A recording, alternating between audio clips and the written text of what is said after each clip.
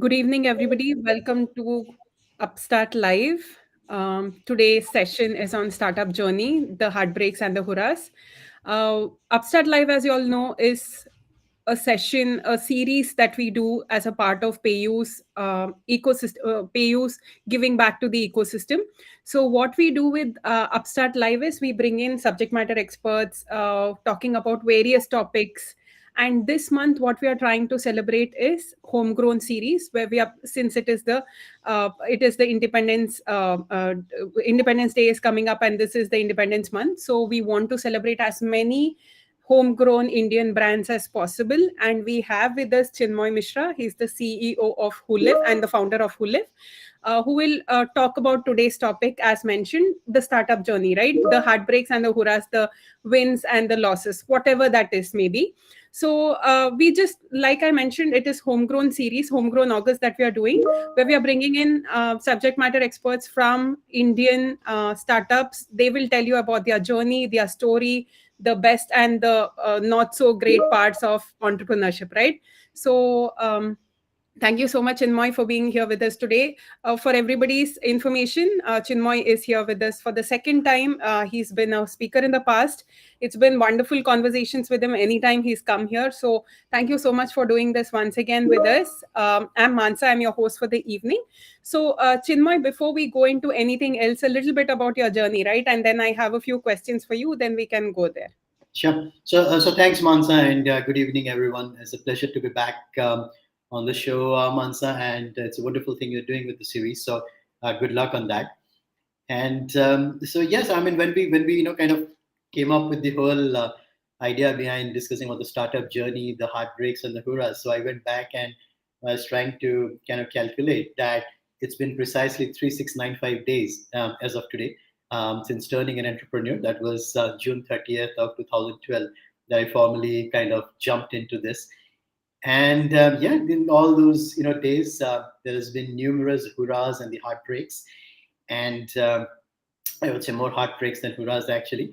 Partly because as entrepreneurs we are just so you could say we just hold ourselves to such different standards that it's not often that you have all those hurrahs and the highs coming in. But nevertheless, I think to in one word, Mansa, entrepreneurship for me personally has been like a gift which has never stopped giving. It's been, and maybe one of the possible regrets that I have is why didn't I jump into it much sooner? Why did I wait so long? But hey, that's the past. But been enjoying every one of those 3695 days, and it's been a learning every day. Speaking to great people, interacting with people like you, it's been a learning every day. So yeah, I don't think there's ever going to be a time I'm going to go back to a full time job or employment anymore. So that's behind me. So, Wonderful to hear, Chinmoy. So, just one thing, right? Like from your journey. So, obviously, when you say hurrahs and heartbreaks, what was the one thing you wish you hadn't done? We'll start with the hadn't done because heartbreak is the first part of this whole title. So, what is that one thing you know you did wrong and you wish you hadn't done that? Not just with HooLiv, but with your past venture or with your whole yeah. career as an entrepreneur, right? Yeah. What was that one thing that you wish you hadn't done? Ah, this is so many things. I think it's difficult, but yeah, if I have to pick something up, Mansa, I think I wish I had not second guessed myself so much, especially when we were starting out. What we do realize over the course of all these years in the startup journey is, when it comes to our intuition as a founder, our hunch as a founder, some call it a pattern matching, some call it a hunch, intuition, whatever you might call it, but something that tells us that this is the right thing to do or this is the wrong thing, should not do. Our inability to trust that or go with it, I think leads us to second guess a lot of things that comes from mind in the beginning. So whether it is in some of the flags that we notice while we're dealing with a customer, or maybe while we're trying to recruit someone to the team, and there are certain things that clearly stand out, and so on. But we just don't believe in ourselves. We second guess that, hey, look, maybe I'm wrong. I'm doing it for the first time. I'm not aware of everything. So what I've realized, man, is that every time I've second guessed myself, I've actually ended up being wrong, more often than not. And I should have listened to my instinct. And listening to your instinct is, is such an underrated thing. In the whole whole startup world of the fundraisers, the go-to markets, the Porter's FIFOs, everything, everything that comes together. I think the most underrated thing and the least talked about is how founders, we at the heart, we start listening to our gut feeling or our intuition as we become more and more mature, but not so much in the beginning. We're very textbookish. We go by what's written, and we second guess our instincts. And I wish I hadn't done that. There are a lot of situations I think could have led to better outcomes had I followed my instinct. So if I have to do everything all over again, I'll not second guess myself even for a bit. That easier said than done, right? For sure, Chinmay. I think that is something that we also, as not regular employees, also tend to do a lot in our everyday life, Absolutely. right? So that's something that we do quite consistently without even realizing. That's something that Yeah, is very normal for all of us. And I think as an entrepreneur, that is the one thing that you shouldn't do, right? Not don't absolutely. second guess yourself. Okay. Absolutely. And also, Mansa, what makes it even tougher is that, if you're taking a decision where you know that the impact is going to be only felt by you, you can still go ahead with your instincts. But moment you have this whole, team with you, and you know that the impacts are going to be far reaching, that's when the second guessing comes in, right? You You're not sort so of sure step about back and think impact. again and again that you don't want to do the wrong thing because it's just not you. It's so many Absolutely. other lives that and careers that depend on that. Absolutely. Absolutely. So now that we have spoken about one thing that you hadn't done out of the many things, what is that one thing that you wish you had? I'm sure that like the first part of the first question, second Mhm. question also has a lot of things that you wish you had done. Mhm. But what is that one thing you definitely wish you had done? Um, That's tough questions, man. So I think as entrepreneurs, I think we whatever we do or start or kind of try to initiate, we're so close to the problem that we fail to see outside. As they say, right? If you're too long inside a bottle, you fail to see the read the label, and that's what happens. And what tends to happen is that we're so involved in our startup and that we start talking about in terms of our family. These are my family, these are my brothers, my sisters, and so on. We stop thinking from our head. And what that eventually leads to is that you get used to a lot of mediocrity within your team, within your product, because you become soft. You treating everyone as your family. You're owning everyone's problems.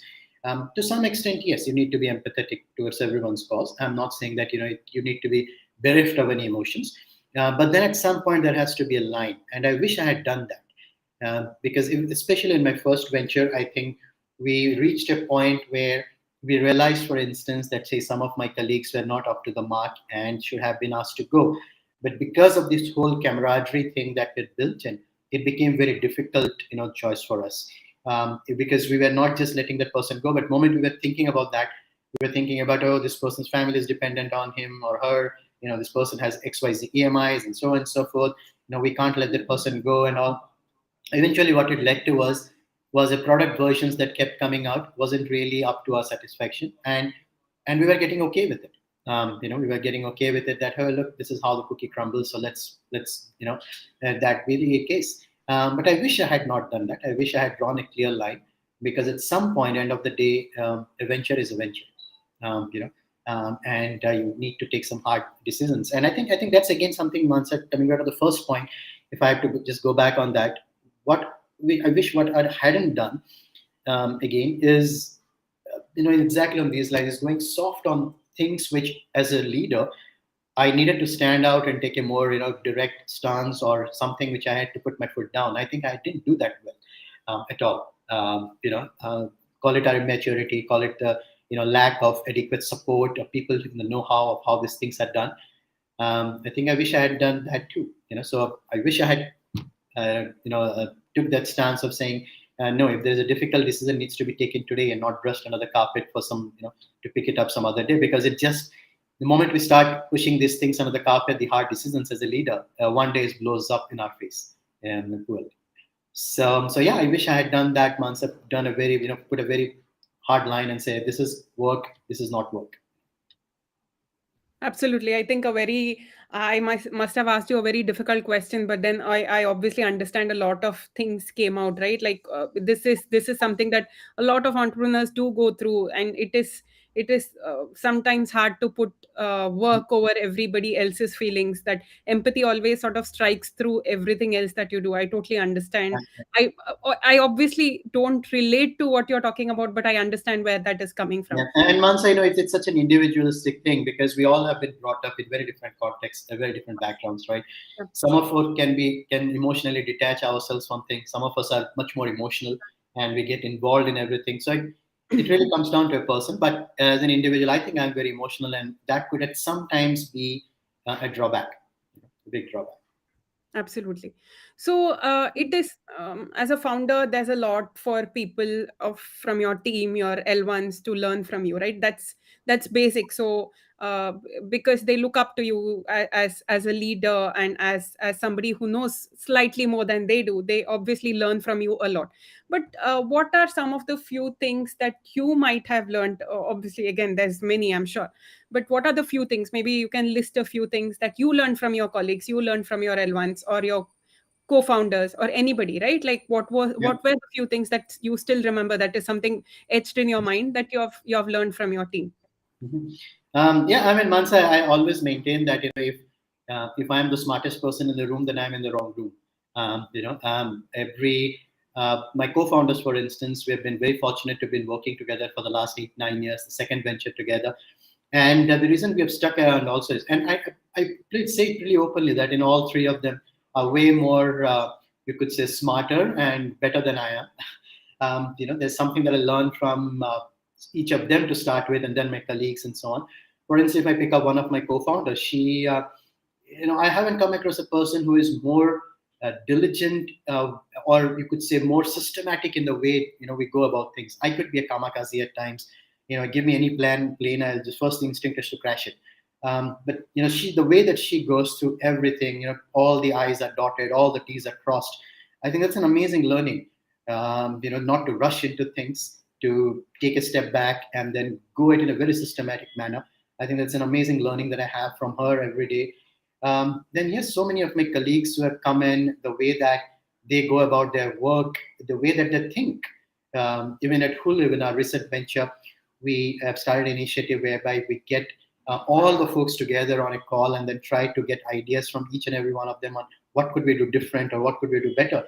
And some of the ideas that come through, such out of the box thinking, and you'd be like, hey, that's amazing. I could never have thought about that. So I think, Mansa, there's different facets of things that I learn from each and every person that you interact with within your team.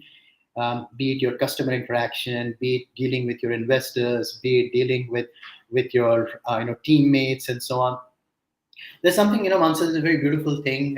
When I attended Babson for my master's, they used to teach us something called a situational leadership.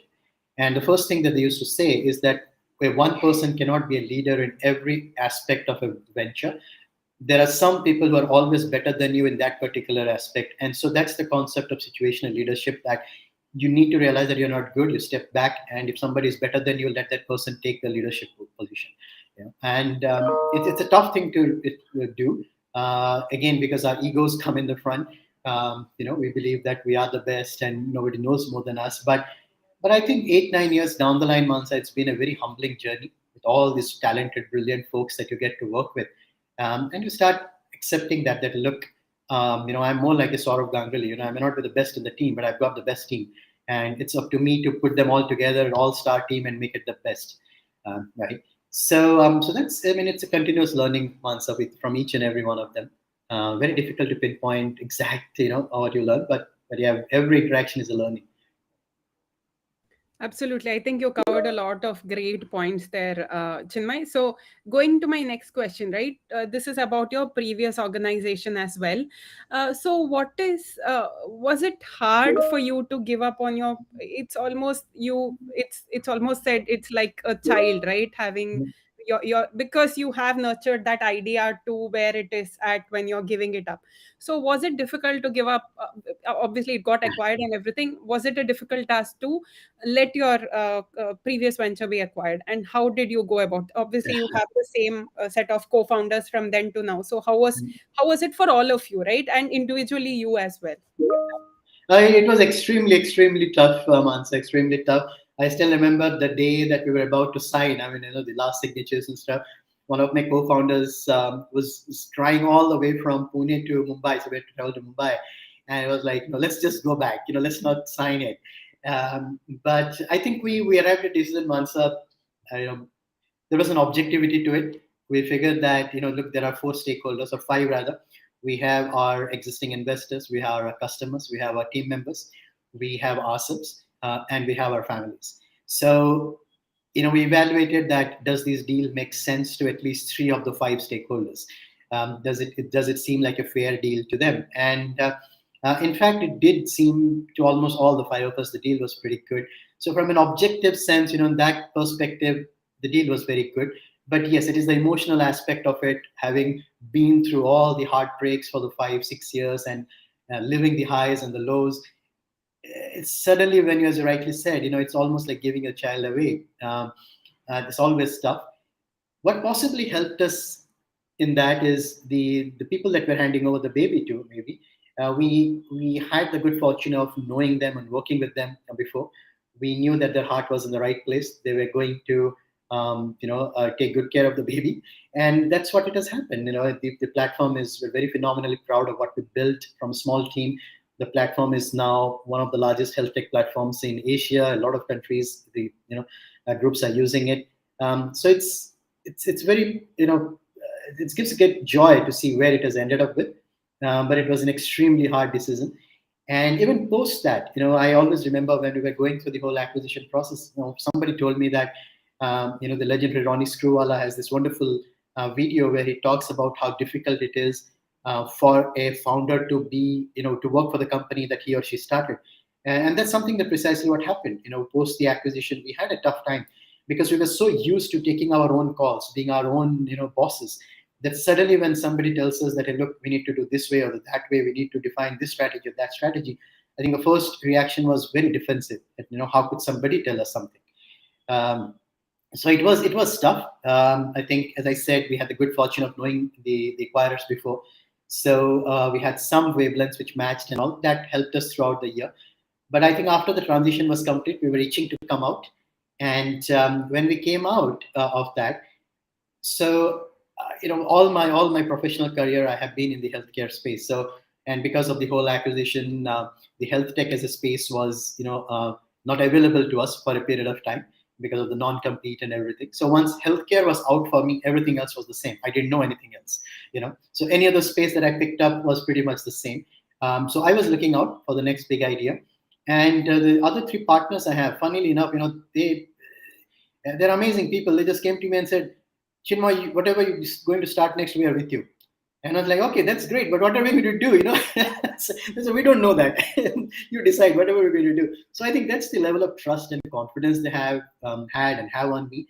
And so once I started looking out for other big ideas, I think I personally was always a big believer in shared economy concepts, whether it is the Ola Ubers or the Airbnbs. I think they're here to stay. The whole aspect of building in community, or the community coming in to build together, I think that's here to stay and grow. And so that kind of took us towards the whole shared accommodation space. And then we figured out, okay, whether should we do executive housing or student housing. Then we picked up student housing because we could relate to that problems much better, having been students, having stayed in dorms, in PGs before. So that's how one thing led to the another. But yeah, very fortunate to have the same team together, and to see that trust and confidence in me. That I think, in a lot of tough days, that's what helps you get back to work. Absolutely. I think you covered that part very beautifully as to how it is, right? That journey of becoming a founder and then having to give up on that and then moving on to your next one. So, talking about the next one, right? Was HooLiv always a part? or you always know that HooLiv will come into place once you sold your healthcare startup? Or I know you just covered that you wanted to do something together, but was this idea somewhere there in your mind forever, or did it just come because of the healthcare non-compete thing that came into place, right? So how was that like? No, it was never. I mean, I don't think. I mean, you ask any entrepreneur. I don't think we really have. We really think about something for a long time before jumping into it. That never happens, because the more we get time to think about something, I think we get into an analysis by paralysis mode. It never takes off. But coming to HooLiv, there's an interesting thing to it. So I was always a big fan of the Silicon Valley series, right? The series called Silicon Valley.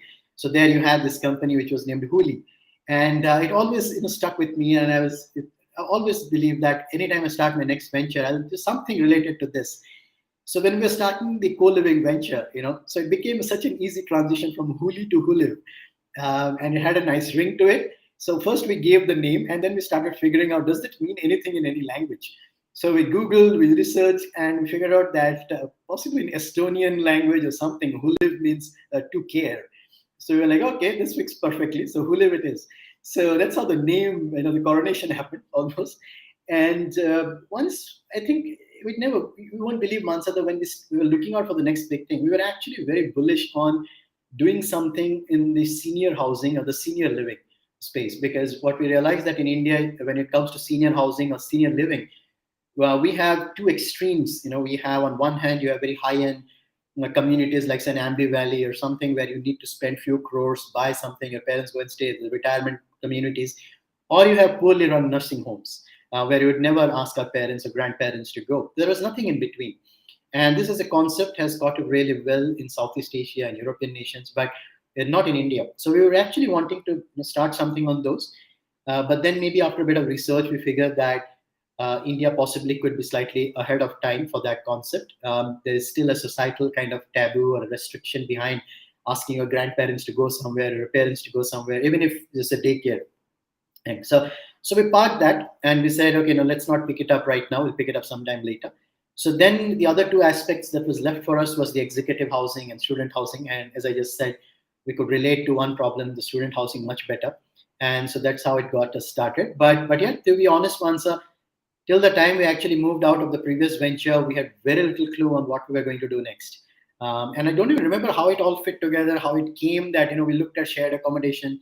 Maybe we spoke with somebody who stayed in a PG or a hostel. That's how it came about. But yeah, I can't really figure out that eureka moment. I think but it happened within that 1 or 2 months time span. Wonderful, I think, Chinmay, about this. So, I actually have come to the end of my questions. I've always realized with you, we get answers fast, and this is the second time we are having this a very similar session like this. Just wanted to understand. Now, we are talking about heartbreaks as well as hurrahs, right? So, what was probably the single biggest heartbreak that you had in your career? Not just, not talking about just HooLiv, but in your entrepreneurship career, right? Like, what was that one thing that happened and that you're not able to get over for some? Yeah, you have definitely moved on, but what was that one thing that happened actually? Sure. So Mansa, one thing that stands out in the previous venture, we were very close to partnering with this very large group, and the collaboration could have been substantial. It would have just pushed us to the very next level. We had been working with them for a long time, and suddenly it opened up a lot of doors into that particular venture. So it would have just catapulted us onto the very next level. And so we were almost I think it was we were exchanging the agreements and so on and so forth. We are almost onto that stage where we were vetting the agreements. And I think something happened more on the product side. I think we goofed up somewhere, or maybe there was mismatch in expectations, because we were working with them on one hand, and the other hand this bigger deal was going on, more of a strategic kind of deal and so on. And because this thing didn't end up really well, it kind of reflected on the other bigger deal, bigger piece. And then suddenly you had all these people in that organization started raising flags that, hey, look, this didn't go well. What if, are we placing too much trust in these people, and so on and so forth.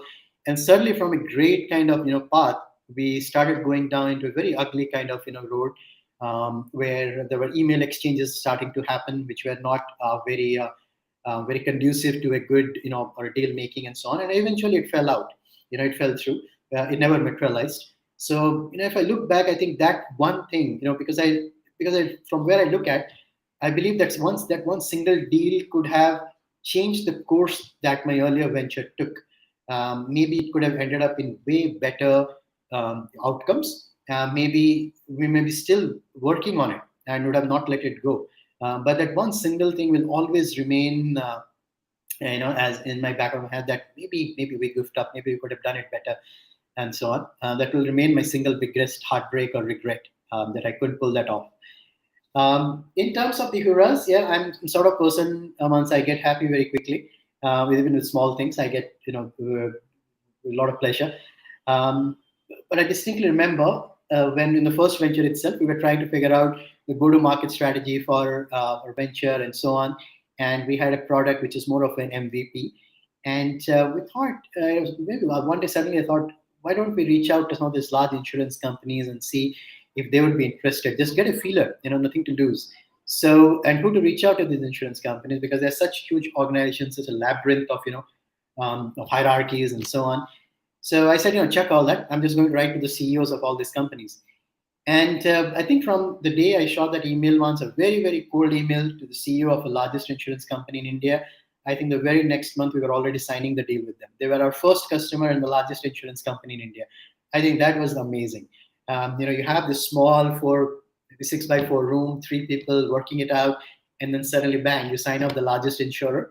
That was an amazing high point. Right. But yeah, there's so many other hurrahs. I mean, getting your first customer, getting your first check. I remember our first check. Yeah, how could I forget that? So I was in Bangalore at that time, and the customer who was giving us the first check, it was a check for 8 lakh rupees, and they called us to their office. I think I reached at about 3:30 or something like that. It was in Koramangala. I remember that as well.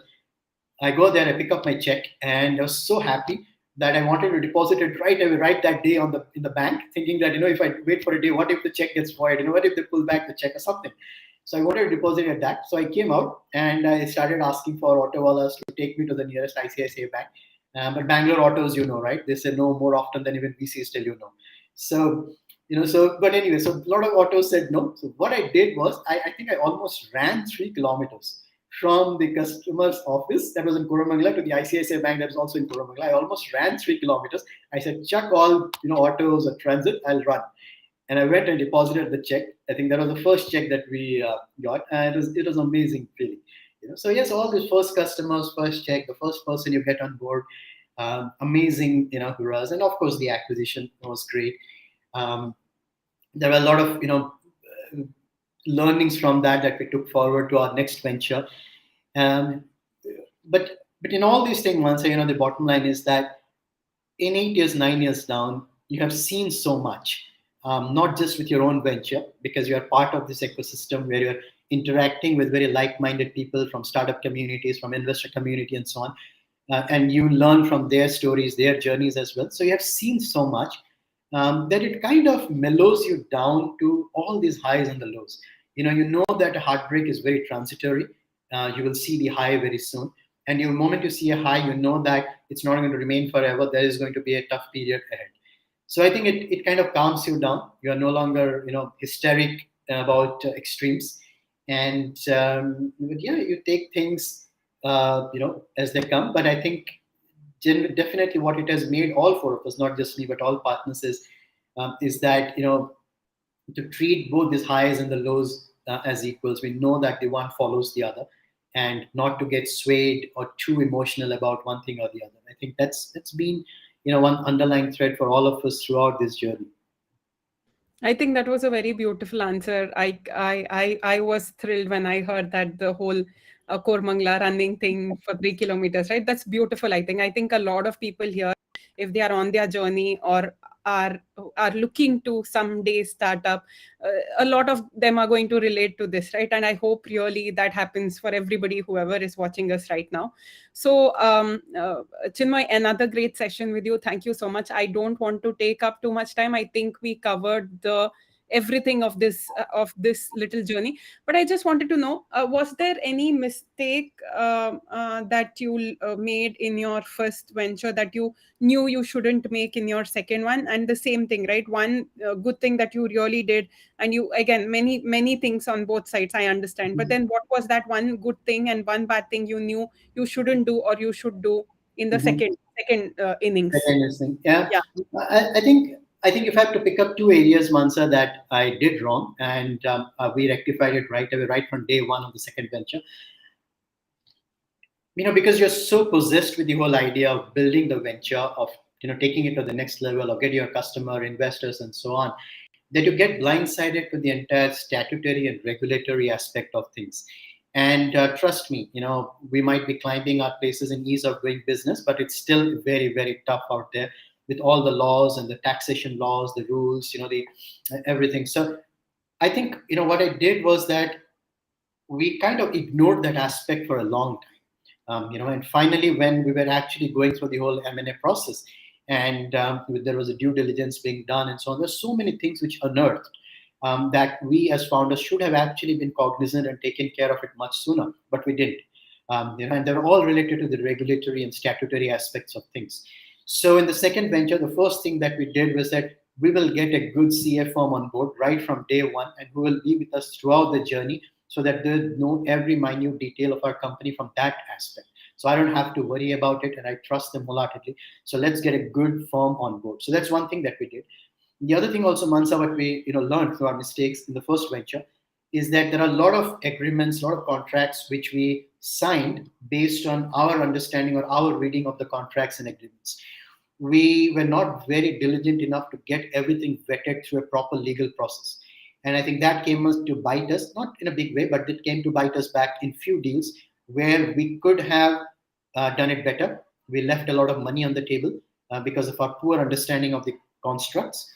And so in the second venture, again, we said, okay, nothing doing. First thing, as I said, an accounting form. Second thing is a legal form. Any document that goes out of our company needs to be vetted by a legal form. So I think for everyone listening in today, first time entrepreneurs, I would really, really urge that do not do the same mistakes. Accounting and legal, absolutely be on top of it right from day one, because they come back to bite you in a way that cannot be rectified. You might lose a customer, you might gain another customer, and so on. So I think that's something that mistakes that we learn from Mansa.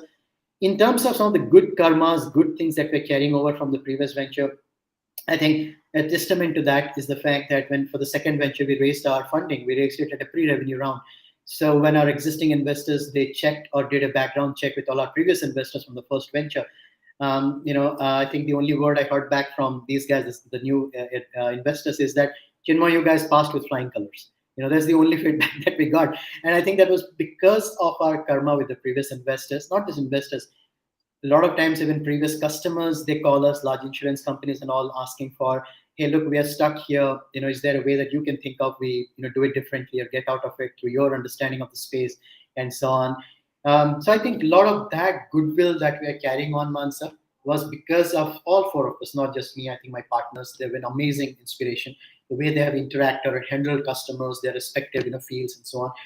So I think a lot of goodwill that we've built over the years with these customers, with this, we know that we can fall back on them anytime that's it comes to that. For instance, Dr. Malpani, Anirudh Malpani, for instance, so many interactions he had. Always he asks, so Chinmoy, when do I get to invest in your new venture? So many such wonderful people that we've had the good fortune. So I think that's because of answer that we've always been very truthful about them, never masked anything, good, bad, or ugly.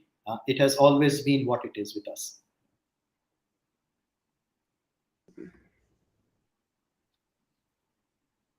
Sorry, I had a little confusion with the mute button. I think bearing down for everybody to see, be it internal or external stakeholders, is one of the most important lessons that you learned from your previous Absolutely. organization, plus here as well, right? Previous venture as Absolutely. well.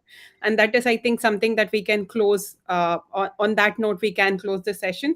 So thank you so much, Chinmoy. Thank you for doing this again. Like I mentioned, it's always a wonderful chat with you, be it any topic that we actually pick up on. To our audience as well, as I mentioned, this is a part of our homegrown August series where we bring in founders, subject matter experts like Chinmoy here to talk about everything around entrepreneurship, right? It might be just general everyday operations, or it might be a topic like this. So please join us for our next one as well. We have one on the 18th, the details for which will go up today, tomorrow.